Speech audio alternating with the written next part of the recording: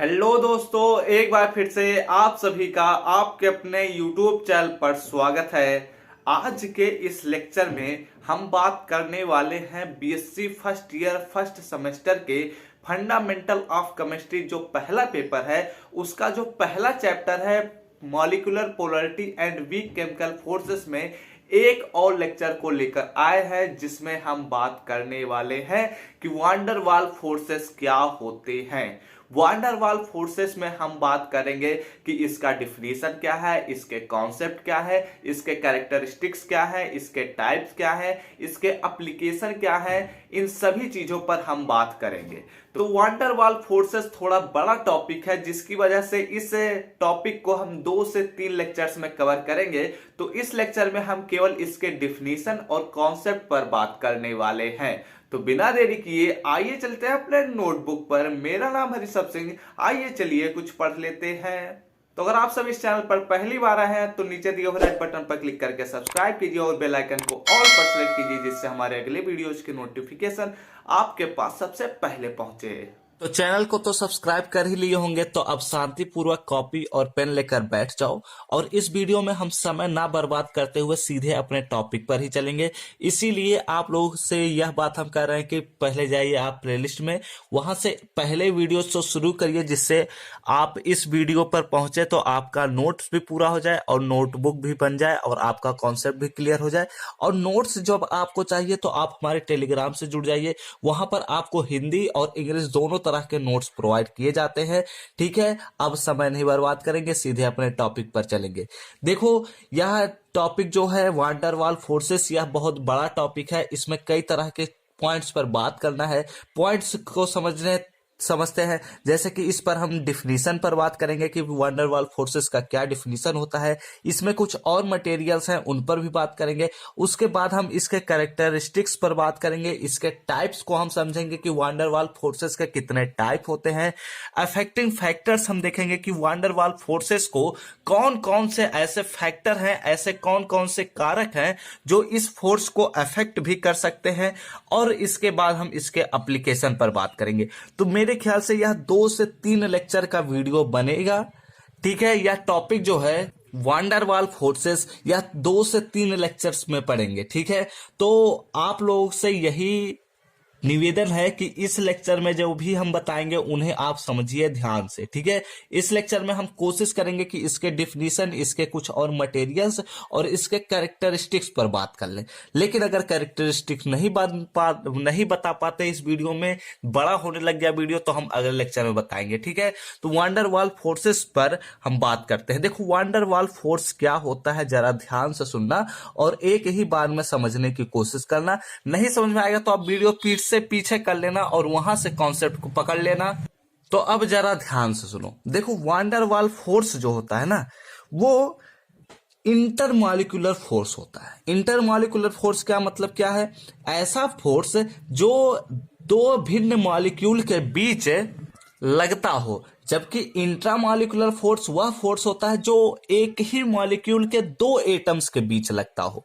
ठीक है, ये समझ में आ गया। तो वांडर वाल फोर्स ये ऐसा फोर्स होता है जो इंटरमॉलिक्यूलर फोर्स होता है। ठीक है, और वांडर वाल फोर्स जो होता है वह बहुत ही ज्यादा वीक फोर्स होता है, बहुत ही ज्यादा कमजोर फोर्स होता है। ठीक है, तो इसके डिफिनीशन को हम लिखते हैं, जरा ध्यान से देखना और लिखते हुए साथ में चल सकते हो तो साथ में लिखते हुए चलना।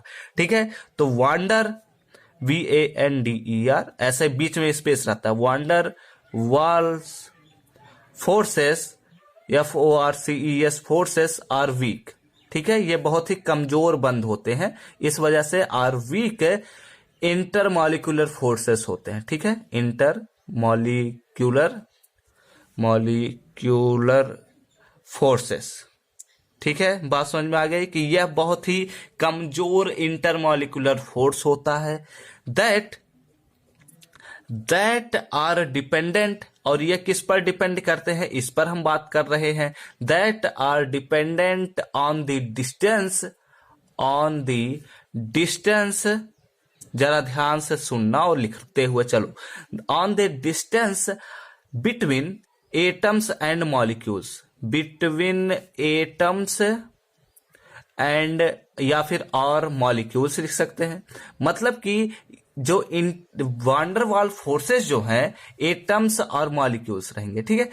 मतलब कि यह कह रहा है कि वांडर वाल फोर्स ऐसा फोर्स होता है, ऐसा कमजोर इंटरमॉलिक्यूलर फोर्स होता है कि यह एटम्स के, दो एटम्स को लेंगे, उनके बीच का जो डिस्टेंस होगा, जैसे यहां पर एक एटम है और यहां पर एक एटम है, तो इनके बीच का जो डिस्टेंस आर है उस पर ही यह वांडर वाल फोर्स डिपेंड करता है, ठीक है। चाहे एटम्स कहें या मॉलिक्यूल कहें, वो अपने, अगर मॉलिक्यूल है तो उनके बीच का जो कनेक्शन होगा वो फोर्स होगा, उसे वांडर वाल फोर्स फॉर मॉलिक्यूल कहेंगे, और जो एटम्स के लिए रहेगा उसे फॉर एटम्स कहेंगे, ठीक है। तो वांडर वाल फोर्स का एक बेसिक डिफिनीशन हमने बताया, अब इस पर और आगे बात करते हैं, ठीक है। तो यहां पर देखते हैं, दीज फोर्सेस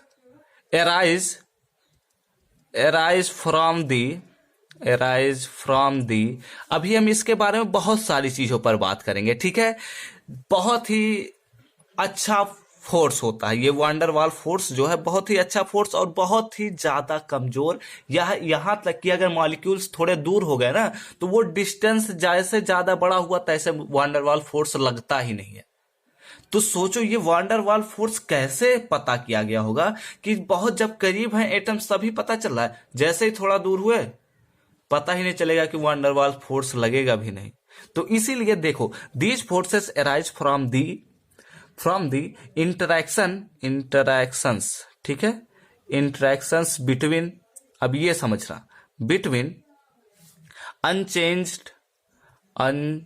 अनचार्ज्ड लिखो, अनचार्ज्ड एटम्स, ठीक है। अब इसके बारे में समझो, ये कह रहा है, क्या कह रहा है कि जो वांडर वाल फोर्सेस हैं ये तभी उत्पन्न होते हैं जब दो एटम्स के बीच जो अनचार्ज्ड है, मतलब कि वो ना तो पॉजिटिव है ना तो निगेटिव चार्ज है, वैसे एटम्स के बीच जब कोई क्रिया होने लग जाती है, मतलब कि मान लो कि यह दो एटम्स हैं, इन पर कोई चार्ज नहीं है, ये न्यूट्रल है। तो हम जानते हैं, न्यूटन ने एक परिभाषा दिया था गुरुत्वाकर्षण के बारे में कि दो वस्तुएं आप अपने आप को एक दूसरे की तरफ अट्रैक्ट करते हैं, ठीक है। गुरुत्वाकर्षण का नियम यही तो कह रहा था। वैसे ही सेम यहां पर भी है कि अगर जब दो एटम्स अनचार्ज्ड है, मतलब कि उन पर कोई चार्ज नहीं है, तो उनके बीच कुछ इंटरेक्शंस होगा, यानी कि या तो वो एक दूसरे को रिपल करेंगे, मतलब एक दूसरे को दूर धकेलेंगे, या तो एक दूसरे को अट्रैक्ट करेंगे यानी कि खींचेंगे। तो इस तरह के इंटरेक्शन से ही वांडर वाल फोर्स उत्पन्न हो जाता है, इसी के बारे में यह बता रहा है, ठीक है। अगर और थोड़ा एग्जाम्पल के तौर पर समझना चाहें तो फॉर एग्जाम्पल्स, ठीक है, फॉर एग्जाम्पल, देखो थोड़ा बाहर आवाज है तो उसे जरा इग्नोर कर देना, क्योंकि दिन में वीडियो बना रहा हूं तो थोड़े छोटे बच्चे आसपास हैं तो वो ज्यादा आवाज करते हैं, ठीक है। तो फॉर एग्जाम्पल, वांडर वाल फोर्सेस कैन अराइज, ठीक है, इसके बारे में जरा ध्यान से सुनो। फॉर एग्जाम्पल, वांडर वाल फोर्सेस कैन अराइज तभी उत्पन्न हो सकते हैं फ्रॉम दी फ्लक्चुएशन, फ्लक्चुएशन, ठीक है, फ्लक्चुएशन, ऐसे इसका स्पेलिंग ये होगा, फ्लक्चुएशन इन दी पोलराइजेशन के बारे में तो हमने एक वीडियो बनाया है, अभी शायद अब आप लोगों के पास अपलोड नहीं हुआ होगा, उसे शायद बाद में वीडियो बनाऊंगा, मतलब बाद में अपलोड करूंगा। तो पोलराइजेशन के बारे में बताया हूं, एक लेक्चर पूरा उसी पर है, पूरा पोलराइजेशन ऑफ आयंस क्या होते हैं इस पर हमने एक वीडियो बनाया है, तो उस लेक्चर से इस कॉन्सेप्ट को समझ सकते हैं, ठीक है। ऑफ टू पार्टिकल्स, इसके बारे में अभी हम समझाते हैं, रुको। Particles that are close to each other, मतलब कुछ है नहीं, बस समझ लो, ईच अदर। देखो यहां पर क्या कहता है कि जो हमने समझाया ना कि दो एटम्स के बीच कुछ इंटरेक्शन होता है, उसी की वजह से वंडर वाल फोर्स उत्पन्न होता है, वही सेम चीज कह रहा है कि जब दो पार्टिकल यानी कि दो एटम एक दूसरे के काफी करीब होते हैं, ठीक है, तो उनके बीच एक पोलराइजेशन की घटना होती है, और पोलराइजेशन की घटना में ही अस्थिरता आने की वजह से ही वहां पर एक वांडर वाल फोर्स उत्पन्न हो जाता है। और इसे वांडरवाल ने बताया था, इस वजह से इस फोर्स को हम वांडरवाल फोर्स कहते भी हैं। ठीक है, तो ये कॉन्सेप्ट था, समझ लिए हम लोग। अब आगे चलते हैं। देखो हमने क्या बोला कि वांडरवाल फोर्स जो होता है यह बहुत ही कमजोर फोर्स होता है, बहुत ही ज्यादा कमजोर फोर्स होता है। जैसा कि हमारे चैप्टर का नाम ही है molecular polarity and weak chemical forces, तो वीक केमिकल फोर्सेस हम पढ़ रहे हैं, यानी कि ऐसे फोर्सेस के बारे में पढ़ रहे हैं जो कमजोर होते हैं। तो जितने भी अगर हम कमजोर बंधों के लिस्ट बनाते हैं, कमजोर केमिकल बॉन्डों के लिस्ट को बनाते हैं, तो उसमें जो सबसे ज्यादा कमजोर बंध होगा वो वांडर वाल फोर्स होता है। तो अब यहीं पर उस चीज के बारे में भी लिख लेते हैं। चलो, the category of weak chemical forces,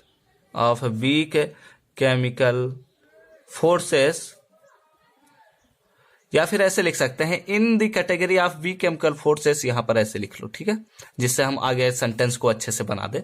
in the category of weak chemical forces van der Waal forces are the weakest forces, मतलब समझे सबसे कमजोर फोर्स होता है। ठीक है, तो यहां पर लिख लो van der Waals forces, FORCES forces, van der Waal forces are the weakest force, WEAKEST forces. बात समझ में आ गई?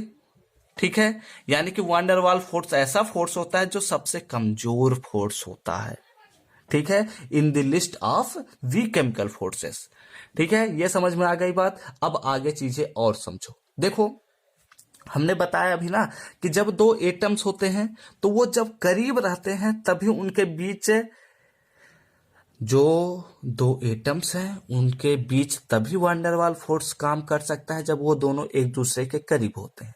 जैसे ही थोड़ा उनका डिस्टेंस बढ़ाया गया, वांडरवाल फोर्स लगेगा या नहीं लगेगा कोई पता ही नहीं चलेगा। वांडरवाल फोर्स वहीं गायब हो जाता है, खत्म हो जाता है, समाप्त।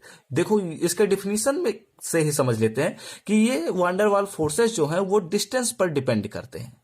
ठीक है, डिपेंडेंट ऑन द डिस्टेंस, यानी कि डिस्टेंस अगर बड़ा हो गया तो वांडरवाल फोर्स खत्म हो गया, और वो डिस्टेंस अगर छोटा है दो एटम्स या मॉलिक्यूल के बीच तो वहां पर हमारा वांडरवाल फोर्स काम करता रहेगा। तो इस वजह से यहां पर इस लाइन को भी हम लिख सकते हैं। कैसे लिख सकते हैं? देखो, they are known to rapidly vanishes। ठीक है, vanish यानी कि गायब होना, vanish when the distance between the interacting molecule, या फिर the interacting, हाँ लिखो, the interacting molecules increase। ठीक है, the interacting molecules increases, यानी कि क्या बोला हमने कि जब मॉलिक्यूल्स के बीच का डिस्टेंस इंक्रीज कर जाता है, वही सेम चीज हम लिख रहे हैं, कुछ अलग नहीं लिख रहे हैं, जो हम आपको बता रहे हैं सॉरी, थोड़े ठंडी लग गया है। हम कुछ और नहीं बता रहे हैं, मतलब हम ये बोल रहे हैं कि हम आपको जो बता रहे हैं, समझा रहे हैं, उसी चीजों को हम शब्दों में लिख भी रहे हैं, और कुछ हम अलग चीज नहीं कर रहे हैं। यहां पर देखो हमने बताया ना कि डिस्टेंस पर डिपेंड करता है। देख लो सेम चीज हमने लिख दिया, they are known to rapidly vanish, वो बहुत तेजी से गायब हो जाते हैं। When the distance between the interactive molecules increases, यानी कि जो इंटरेक्टिव मॉलिक्यूल्स है उनके बीच अगर डिस्टेंस बढ़ा दिया जाए तो बहुत जल्दी ही गायब हो जाते हैं वांडरवाल फोर्सेस, यानी कि यह बहुत ही कमजोर बंध होता है। इसके अगर क्षमता पर बात करें तो इसका क्षमता यह कहता है the strength, STERNGTH, strength of van der Waal forces, of van der Waals forces. जल्दी जल्दी लिखने पर मेरा हैंडराइटिंग तो बहुत ही बेकार है। चलो लिखते हैं, the strength of van der Waal forces range from, लिखो रेंज फ्रॉम, इसका जो रेंज होता है ना वो बहुत ही छोटा रेंज होता है, जैसे कि 0.4 kg पर मोल, यानी कि मोल इनवर्स लिख सकते हैं। ठीक है, टू 4 kg मोल इनवर्स। ठीक है, यानी कि क्या हमने बताया कि 0.4 केजे से 4 केजे पर मोल तक ही इसका रेंज होता है। जैसे इससे थोड़ा सा बढ़ा रेंज, अगर 4.1 भी हो गया तो तुरंत ही वांडरवाल फोर्स गायब हो जाता है। समझ में आ गई बात? तो अब इसके आगे का चीजों पर बात करते हैं। अब जरा वांडरवाल्स के इंट्रैक्शन पर और अच्छे से बात करते हैं। देखो, जैसे कि हम ये बता रहे हैं कि कोई एटम होता है, ठीक है, तो यह न्यूक्लियस मान लेते हैं और इस पर हम मान लेते हैं, चलो न्यूक्लियस ना कहते हुए, चलो ये काट दो, इस फिगर को ऐसे बनाओ, ठीक है। ये है कोई, मान लेते हैं एटम, ठीक है, यह कोई एटम है, कोई भी एटम है हमारे पास, और एक और एटम है हमारे पास, चलो यह भी एक और एटम है, ठीक है। अब जरा ध्यान से सुनना और कोशिश करना और अपने बुक में, मतलब अपने नोटबुक में इस फिगर को थोड़ा बड़ा बड़ा बनाना, इतना बड़ा कम से कम, इस सर्कल को इतना बड़ा कम से कम बना देना, ठीक है, जिससे कॉपी भरेगा और जब एग्जाम में ऐसे करेंगे ना तभी आपके मार्क्स मिलते हैं, बड़े अच्छे मार्क्स। तो जब बड़े बनाओगे फिगर को तो ऐसे ही बनता है, ठीक है। तो हमने ये क्या किया, ये एटम है, तो ये जो एटम है वो क्या हुआ कि हम जानते हैं कि कोई भी एटम होता है तो उसमें इलेक्ट्रॉन्स कभी भी स्थिर नहीं रह सकते, वो हमेशा इधर उधर घूमते रहते हैं। तो एक ऐसा सिचुएशन भी आ जाता है कि एटम तो रहता है लेकिन इसके जो इलेक्ट्रॉन्स हैं वो एक दिशा में आ जाते हैं, मतलब माइनस चार्ज इकट्ठे हो जाते हैं, जिस वजह से इस पर जो एक साइड रहता है उस पर इकट्ठे प्लस चार्ज हो जाते हैं, ठीक है। तो ऐसे इस एटम के साथ भी होगा, माइनस चार्ज एक साइड हो जाएंगे और प्लस चार्ज एक साइड हो जाते हैं, ठीक है, जिस वजह से इसको हम कहते हैं चांस चेंज, यानी कि ऐसा चांस बन सकता है चेंज सेपरेशन, ठीक है, सेपरेशन, ठीक है। अब देखो इस पर बात करते हैं। अब देखो यह जो एटम है वह कुछ ऐसा बन चुका है कि यह एक डाइपोल बन चुका है। क्या बन चुका है? डाइपोल, और वो भी कैसा? फ्लक्चुएटिंग डाइपोल बन चुका है, यानी कि यह स्थिर नहीं रह सकता, यह हमेशा ही एक ऐसे तरीके से व्यवहार करेगा कि यह कूदता रहेगा, अस्थिर रहता है, फ्लक्चुएटिंग डाइपोल बन जाता है, ठीक है। अब देखो यह एक डाइपोल है, डाइपोल क्यों बना? सॉरी, क्योंकि इसमें एक साइड माइनस चार्ज हो गया और एक साइड प्लस चार्ज हो गया। अब देखो सॉरी, अब देखो यहां पर एक साइड माइनस चार्ज एक साइड प्लस चार्ज, इस वजह से इस पर भी एक साइड माइनस चार्ज एक साइड प्लस चार्ज, इस वजह से इसका जो माइनस चार्ज है वो इसके प्लस चार्ज को अपनी तरफ अट्रैक्ट करेगा, जिससे यहां पर कुछ ऐसे बन जाएगा, यहां पर हो जाएगा प्लस प्लस प्लस प्लस हो गया, और यहां पर हमारा है माइनस माइनस माइनस, और ये दूसरा एटम जब आया तो इसका प्लस इधर साइड हो गया, जिस वजह से यहां पर माइनस चार्ज आ गया, और यही हमारा कहलाता है, क्या कहलाता है? वांडर वाल इंट्रैक्शन, वांडर वाल्स इंट्रैक्शन, ठीक है, इंटरैक्शन। समझ में आ गई बात कि वांडरवाल इंट्रैक्शन कैसे उत्पन्न हुआ? वांडरवाल इंट्रैक्शन अणुओं यानी कि एटम्स के जो इलेक्ट्रॉन और प्रोटॉन हैं वो एक दूसरे के वजह से ही अपने आप को आकर्षित या प्रतिकर्षित करने लग जाते हैं, इसी वजह से उनके बीच एक वांडरवाल इंट्रैक्शन होने लगता है, और यह इंट्रैक्शन वांडरवाल ने दिया था, इस वजह से यहाँ पर वांडरवाल इंट्रैक्शन कहते हैं, और यह फोर्स ही वांडरवाल फोर्स कहलाने लग जाता है।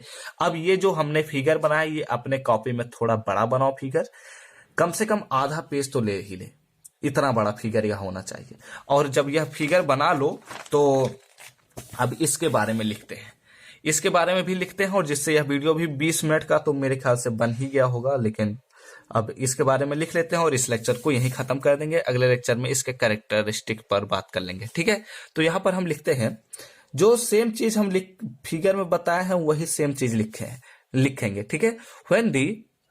when the electron density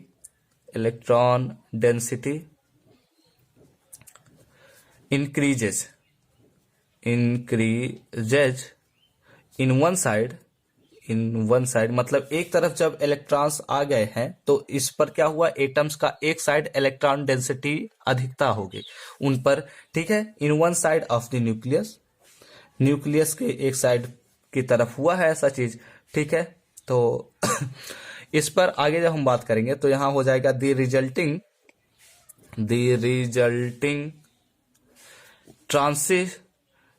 transient, ठीक है, ट्रांसिएंट चार्ज में अट्रैक्ट, या तो एक दूसरे को अट्रैक्ट करते हैं या फिर रिपल करेंगे, और रिपल यानी कि प्रतिकर्षित करेंगे, ठीक है, रिपल नेबर एटम, ठीक है, एटम, ठीक है। अब देखो इस पर हम बात करते हैं। अब देखो हमने ये बोला है कि जो हमारे वांडर वाल फोर्सेस हैं वो या तो एटम्स में अट्रैक्शन कराएंगे या तो उनके बीच रिपल्सन होगा, यानी कि अट्रैक्शन हो सकता है या तो रिपल्सन हो सकता है। तो यानी कि वांडर वाल फोर्स कभी भी एक, यह जरूरी नहीं है कि वो हमेशा अट्रैक्ट ही करते हो या फिर हमेशा रिपल ही करते हो, वो डिस्टेंस पर डिपेंड करते हैं। और जब उनके बीच का डिस्टेंस एक नियत रहेगा उसके अंदर ही अट्रैक्शन होता है, उसके बाहर ही रिपल्सन होता है। तो अब इसके नेचर पर बात कर लेते हैं कि किस नेचर में ही वह रिपल करेंगे या अट्रैक्ट करेंगे। तो the nature of these forces is dependent यानी कि जो उनका नेचर है, इन फोर्सेस का नेचर जो है वो केवल और केवल उनके डिस्टेंस पर ही डिपेंड करते हैं, on the distance between the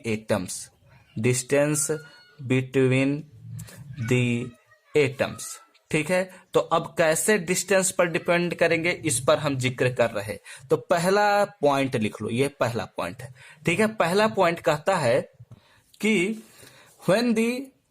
when the distance between the atoms, अब यह समझ लेते हैं कि जो हमारा मतलब डिस्टेंस, जो हमारा फोर्सेस का नेचर है कि वह कब रिपल्सन करेगा, वह कब अट्रैक्शन करेगा, इस पर जब हम समझते हैं तो इस पर हम समझने के लिए उनके डिस्टेंस का सहारा लेते हैं। उनके एटम्स के बीच का जो डिस्टेंस होता है उन पर ही इनका नेचर डिपेंड करता है। तो देखो पहला पॉइंट कहता है कि when the distance between the atoms is greater than 0.6 nanometer, सोचो कितना छोटा डिस्टेंस होता है तब जाकर वांडर वाल फोर्स पैदा होता है। तो देखो 0.6 जब नैनोमीटर से ज्यादा हुआ, जैसे ही एटम्स के बीच 0.6 नैनोमीटर से ज्यादा डिस्टेंस हुआ, वहां पर फोर्स या तो बहुत ही कमजोर हो जाएगा, बहुत ही ज्यादा कमजोर हो जाएगा, या तो उसे हम ऑब्जर्व ही नहीं कर सकते कि वहां वांडर वाल फोर्स पाया भी जाएगा या नहीं, ठीक है। ये पहला पॉइंट हो गया। दूसरा पॉइंट कहता है कि when the distance between the atoms range from 0.6 to 0.4 nanometers, यानी कि अब और छोटा डिस्टेंस कर रहे हैं। जब 0.6 और 0.4 नैनोमीटर के बीच दो एटम्स का डिस्टेंस होगा, तब वह फोर्स जो होगा वो अट्रैक्टिव फोर्स हो जाएगा, यानी कि एक दूसरे को अट्रैक्शन करेंगे, ठीक है।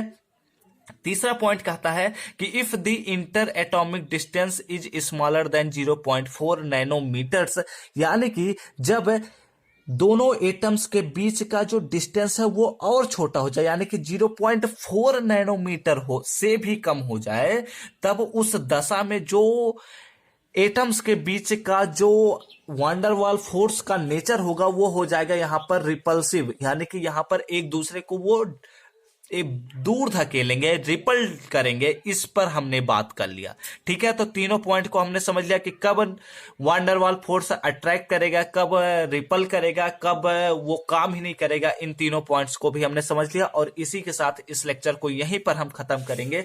वांडर वाल फोर्स से रिलेटेड जितने भी चीजें हैं उन सभी पर एक एक करके समझेंगे। और वांडर वाल फोर्स में हमने बताया है कि अब इसके बाद कैरेक्टरिस्टिक्स पर बात करना है और टाइप्स पर बात करना है, तो अगले लेक्चर में हम उस पर भी बात कर लेंगे। और वांडर वाल फोर्स से रिलेटेड कुछ जो चीजें हैं उन्हें हमने इस लेक्चर में ही कंप्लीट कर लिया। वांडर वाल फोर्स का पूरा इंट्रोडक्शन, पूरा कॉन्सेप्ट हमने समझ लिया, बस अब इसके टाइप्स और कैरेक्टरिस्टिक्स ये सभी चीजों पर बात करनी है। तो अगर वीडियो अच्छा लगा हो तो लाइक कर दीजिए और कमेंट करके बताइए आप सबको यह वीडियो समझ में आया है या नहीं। और ऐसे ही ढेर सारे वीडियोज के लिए इस प्लेलिस्ट के अगले वीडियोज के नोटिफिकेशन पाने हो तो इस चैनल को सब्सक्राइब कीजिए। हम सब मिलते हैं अपने नेक्स्ट वीडियो में, तब तक घर पर रहो, सुरक्षित रहो, पढ़ते रहो, खेलते रहो और आगे बढ़ते रहो।